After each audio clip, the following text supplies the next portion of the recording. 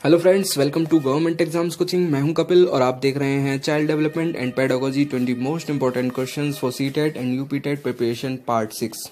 दोस्तों 100 क्वेश्चन तक हम अपनी पिछली वीडियोस में कवर कर चुके हैं। अगर आपने वो वीडियोस नहीं देखी हैं तो डिस्क्रिप्शन में मैंने उनके लिंक दे दिए हैं, आप वहां से जाकर देख सकते हैं। इस वीडियो में हम क्वेश्चन नंबर 101 से लेकर क्वेश्चन नंबर 120 तक डिस्कस करेंगे। शुरू करने से पहले मैं आपको बता दूं कि अगर आपने हमारे चैनल सब्सक्राइब नहीं किया है तो प्लीज़ चैनल को सब्सक्राइब कर लीजिए, क्योंकि हम ऐसे ही एग्जाम से रिलेटेड वीडियोज आपके लिए लाते रहते हैं। तो चलिए दोस्तों शुरू करते हैं।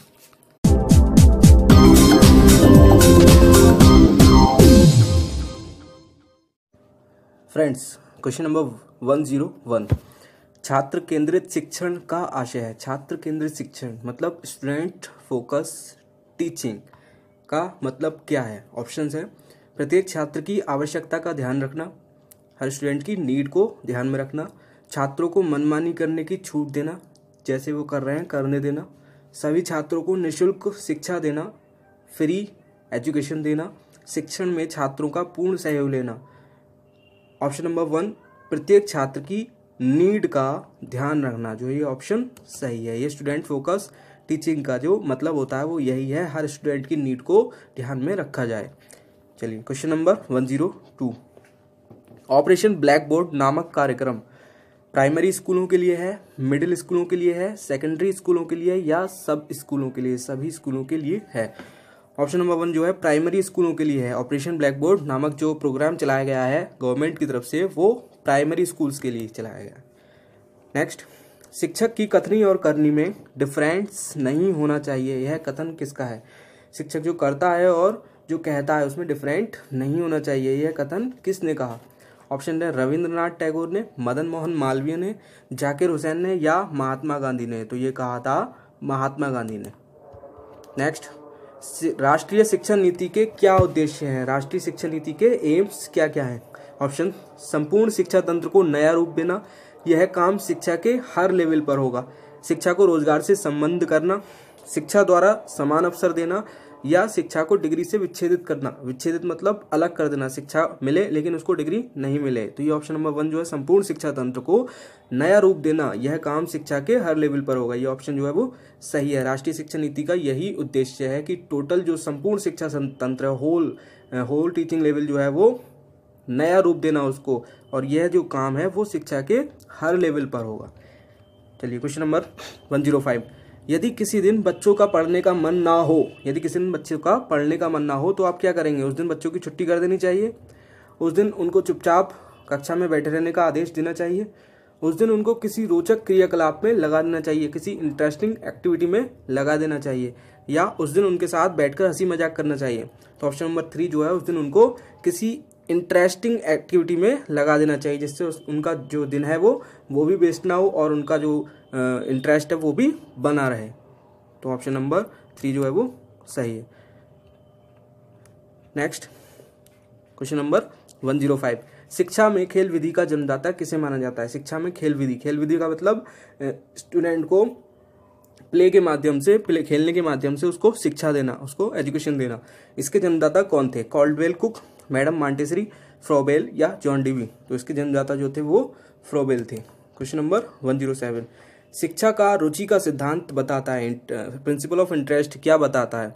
प्रिंसिपल ऑफ इंटरेस्ट ऑप्शन है, शिक्षक को अपने छात्रों को पढ़ाने में रुचि लेनी चाहिए, शिक्षक को बालक में सीखने की रुचि पैदा करनी चाहिए, रुचि से छात्रों का जो जीवन है वो बढ़ता है, अच्छा होता है, संवरता है, या छात्रों को जिस कार्य में रुचि नहीं होती उसे वे मन लगाकर नहीं करते। जी हाँ, ये ऑप्शन जो है वो सही है।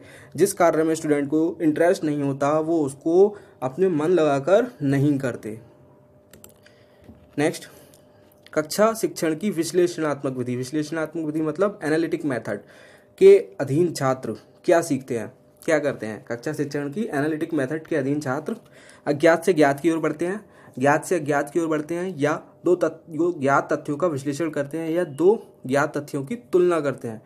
तो ऑप्शन नंबर 1 जो है अज्ञात से ज्ञात की ओर बढ़ते हैं। एनालिटिक मेथड में जो होता है वो अज्ञात से ज्ञात की ओर बढ़ता है स्टूडेंट, जो उस चीज़ को आंसर तो उसको पता होता है लेकिन वो दोबारा से उसको एनालिटिक करता है, तो वो अज्ञात से ज्ञात की ओर बढ़ता है। लेकिन सिंथेटिक मेथड में क्या होता है, संश्लेषणात्मक विधि में क्या होता है, वो ज्ञात से अज्ञात की ओर बढ़ता है।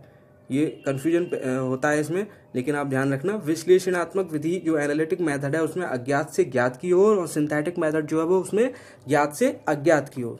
ठीक है, चलिए क्वेश्चन नंबर 109, शिक्षा की प्रोजेक्ट विधि का आधार है। प्रोजेक्ट मेथड का बेस क्या है, जिसमें प्रोजेक्ट बच्चों को बनाने के लिए दिए जाते हैं, उसका बेस क्या है? ऑप्शन है कक्षा की व्यवस्था ठीक रखने का सिद्धांत, विद्यार्थियों की प्रतिभा का मूल्यांकन का सिद्धांत, करके सीखने का सिद्धांत, विश्लेषण क्षमता के लिए विकास का सिद्धांत। ये करके सीखने का सिद्धांत, प्रोजेक्ट जो टीचर स्टूडेंट को देता है उसमें उसको करके सीखने का अनुभव जो है उसको मिलता है। तो ऑप्शन नंबर 3 करके सीखने का सिद्धांत जो है वो सही है। क्वेश्चन नंबर 110, भाषा सीखने का प्रभावी उपाय है।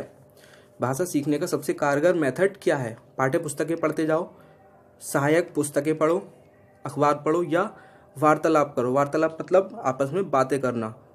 तो ये बातें करना ज़्यादा कारगर मेथड है, इससे भाषा सीखने का अच्छी तरह से सीखी जा सकती है। कोई भी भाषा हो आपस में बात करके सही प्रकार से सीखी जा सकती है।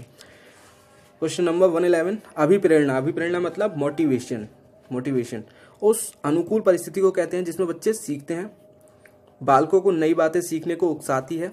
अभिप्रेरणा और सीखने की इच्छा दोनों एक ही बात है या परीक्षण का परिणाम है?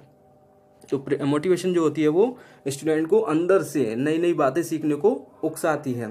तो बालकों को नई बातें सीखने को उकसाती है, यह अभिप्रेरणा जो है वो क्वेश्चन ऑप्शन नंबर 2 सही है। क्वेश्चन नंबर 112, छात्र को क्या और कितना पढ़ाया जाए इस बात का निर्णय अध्यापक करता है। क्या और कितना पढ़ाया जाए इस बात का निर्णय जो है वो टीचर करता है।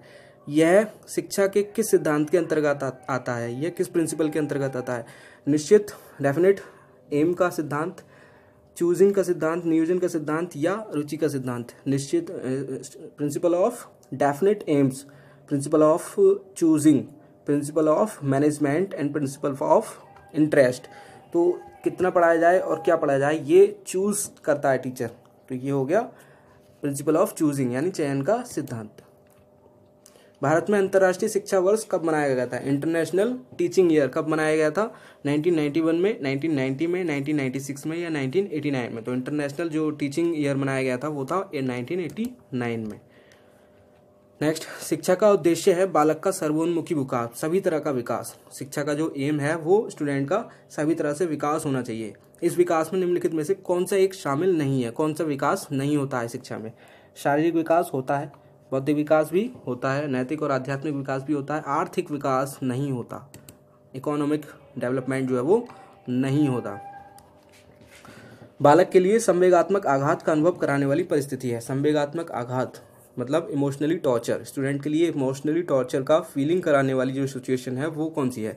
ऑप्शन है पक्षपातपूर्ण शारीरिक दंड या बालक को दी जाने वाली मानसिक यातना।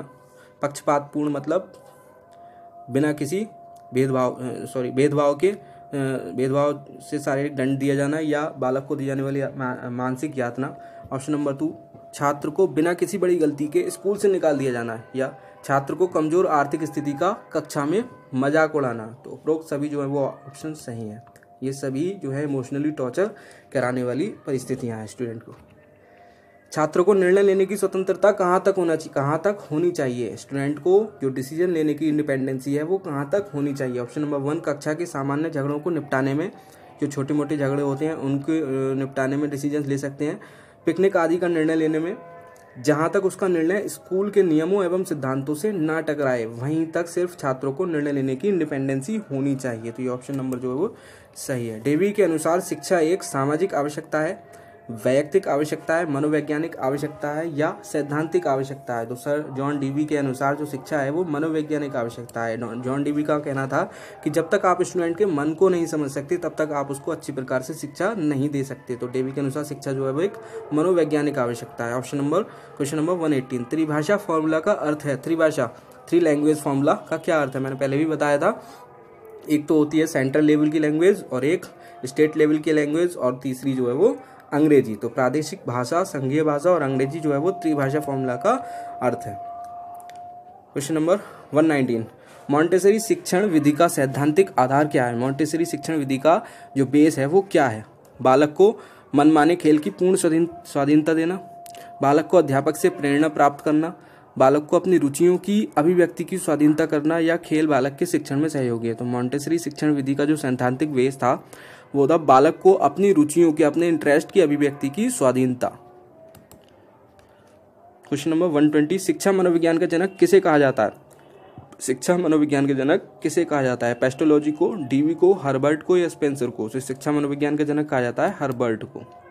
हर्बर्ट को जो है वो शिक्षा मनोविज्ञान का जनक कहा जाता है। Friends, thanks for watching. देखते रहिए, सीखते रहिए। और हाँ, अगर आपको हमारा ये वीडियो पसंद आया हो तो वीडियो को लाइक और शेयर करना मत भूलिए। चैनल को सब्सक्राइब तो कर ही डालिए, क्योंकि जल्द ही हम आपके लिए गवर्नमेंट एग्जाम से रिलेटेड हर टॉपिक पर वीडियोस की एक सीरीज लाने जा रहे हैं, जिससे आप घर बैठे किसी भी गवर्नमेंट एग्जाम्स की प्रिपरेशन अपने मन मुताबिक कर पाएंगे। मिलते हैं आपसे नेक्स्ट वीडियो में। Good bye.